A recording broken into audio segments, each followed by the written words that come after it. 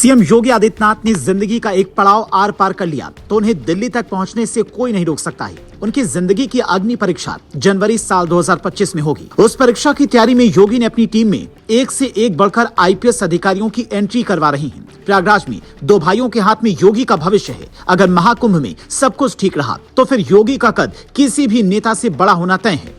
40 से 45 करोड़ भक्त प्रयागराज आएंगे। जनगणना 2011 के मुताबिक प्रयागराज की आबादी 59 लाख है। प्रयागराज में जितने हिंदू गंगा में स्नान करने आएंगे वो पृथ्वी की कुल हिंदुओं की आबादी के 35% होगी, यानी करीब आधी दुनिया के हिंदू प्रयागराज में होंगे। ऐसे में योगी आदित्यनाथ की टीम में कौन कौन है ये जानना बेहद जरूरी है।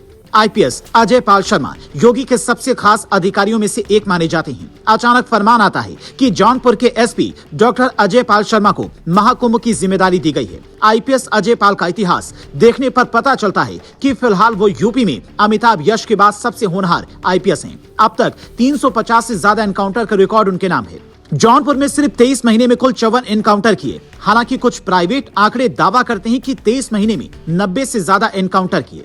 नोएडा के एसएसपी रहते हुए उन्होंने 18 महीने में ही 75 एनकाउंटर किए थे। अब तक उनके हाथ से दर्जन से ज्यादा खूंखार बदमाश मारे जा चुके हैं। एनकाउंटर स्पेशलिस्ट नाम से लोकप्रिय डॉक्टर अजय पाल शर्मा का दिमाग ठीक क्रिकेटर महेंद्र सिंह धोनी की तरह चलता है। इनके एक दो किस्से आपको सुनाते हैं, फिर बताते हैं कि योगी की टीम में और कौन कौन है। आईपीएस अजय पाल शर्मा को अचानक एक दिन कानपुर भेजा गया। 3 जून साल 2022 में बिरयानी बाबा के आदेश पर पत्थरबाजों ने यूपी को हिलाया था। कानपुर में हिंसा फैली। अजय पाल शर्मा स्पेशल ऑफिसर के तौर पर वहां पहली बार पत्थरबाजों का पोस्टर छपवाया और कानपुर की सड़कों पर लगा दिया। लखीमपुर खीरी में जब बीजेपी नेता की गाड़ी से किसान कुचले गए तो वहां मैनेज करने के लिए अचानक अजय पाल को भेजा गया। वहां पर अजय पाल शर्मा ने अपनी दिमाग से सब कुछ मैनेज किया। पीड़ित परिवारों को समझाया कि योगी सरकार आपके साथ है और उनका साथ दीजिए। जौनपुर पूर्वांचल का ऐसा जिला जहां अपराध चरम पर होता है। पंजाब के लुधियाना में जन्मे अजय पाल शर्मा को उनकी तेज तर्रार कार्यशैली और अपराधियों के खिलाफ बिना रुके अभियान चलाने के लिए सिंघम, दबंग और दी रियल कमांडर के नाम से जाना जाता है। महाकुंभ में इनके रियल भाई को भी जिम्मेदारी मिली है, जो फिलहाल प्रयागराज डेवलपमेंट अथॉरिटी के वीसी हैं, जिनका नाम अमित पाल है। अजय पाल के भाई अमित पाल शर्मा साल 2016 बैच के आईएएस अधिकारी हैं। सीएम योगी आदित्यनाथ ने उन्हें जुलाई 2024 में प्रयागराज भेजा था।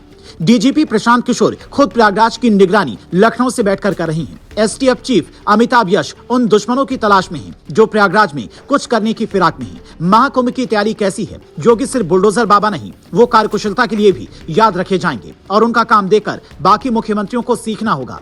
ये पहला महाकुंभ होने जा रहा है जहां नेविगेशन के लिए अस्थायी टेंट सिटी गूगल मैप्स पर दिखाई देगी। हाल ही में गूगल के प्रतिनिधियों और महाकुंभ मेला प्राधिकरण के बीच में इस तरह का एक समझौता हुआ है। इसके अलावा उत्तर प्रदेश जल निगम मेला क्षेत्र में पीने लायक पानी के लिए 1249 किलोमीटर लंबी लाइन बिछा रहा है। इसके अलावा 200 वाटर एटीएम और 85 वाटर पंप लगाए जाने हैं।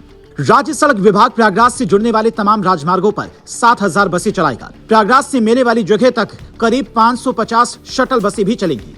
प्रयागराज मेला प्राधिकरण ने 15 लाख वर्ग फीट में फैली सार्वजनिक दीवारों और इमारतों पर चित्र बनाने के लिए 8 अलग अलग एजेंसियों को भी हायर किया है। प्रयागराज एयरपोर्ट को भी दुरुस्त किया जा रहा है। एक नई टर्मिनल बिल्डिंग और विमानों की पार्किंग के लिए एप्रन एरिया को विस्तार दिया जा रहा है। राज्य का पर्यटन विभाग मौजूदा वक्त में कई सर्विस प्रोवाइडर्स को ट्रेनिंग दे रहा है, जिसमें टूर गाइड, नाविक, स्ट्रीट वेंडर और ड्राइवर शामिल हैं। इनकी सेवाएं महाकुंभ के दौरान ली जाएंगी। इंडियन रेलवे भी अपने स्तर पर तैयारियों में जुटा है। ट्रेन में सफर करने वाले यात्रियों को सुविधा और सरलता के लिए कोशिशें लगातार जारी है। आपको जानकर हैरानी होगी कि कई भाषाओं में अनाउंसमेंट करने जैसी बारीक बातों का भी ध्यान रखा जा रहा है। यूपी पुलिस ने एक डिजिटल वॉरियर कैंपेन भी लॉन्च किया जो फर्जी खबरों से निपटने के लिए काम करेगा। महाकुंभ में अगर योगी ने सब कुछ वैसा कर लिया जैसा वो चाहते हैं तो आने वाले दिनों में उन्हें सिर्फ बुलडोजर बाबा नहीं बल्कि एक कुशल प्रशासक की छवि भी मिल जाएगी। महाकुंभ योगी के लिए क्यों चुनौती है, ये बात समझने के लिए जरा अखिलेश यादव के कार्यकाल में हुए पिछले महाकुंभ की तस्वीर दिखाती हैं। आप हैरान होंगे, उस वक्त महाकुंभ की जिम्मेदारी आजम खां के पास थी। आजम खां के रहते महाकुंभ कैसा था, अब ये भी देखिए। 2013 के कुंभ मेला के दौरान 10 फरवरी दिन रविवार को मौनी अमावस्या का स्नान था। स्नान दान करने के बाद श्रद्धालु अपने घर जाने के लिए रेलवे स्टेशन और बस अड्डों पर पहुंच रहे थे। प्रयागराज जंक्शन पर बड़ी संख्या में यात्री पहुंच चुके थे। सभी प्लेटफॉर्म ठसाठस भरे हुए थे। ओवरब्रिज पर भी भारी भीड़ थी। शाम के 7 बज रहे थे तभी प्लेटफॉर्म 6 की ओर जाने वाली फुट ओवरब्रिज की सीढ़ियों पर अचानक भगदड़ मची। धक्का मुक्की में कई लोग ओवरब्रिज से नीचे जा गिरे, जबकि कई लोगों को भीड़ ने कुचल दिया। कुचलने और गिरने से 35 लोगों की मौत हो गई, जबकि दर्जनों लोग घायल हुए थे, जिनका अस्पताल में कई दिनों तक इलाज चला था। यहाँ सपा सरकार की लापरवाही मानी गई। हालत ये हो गई कि कई भक्त डर कर प्रयागराज महाकुंभ नहीं पहुंचे।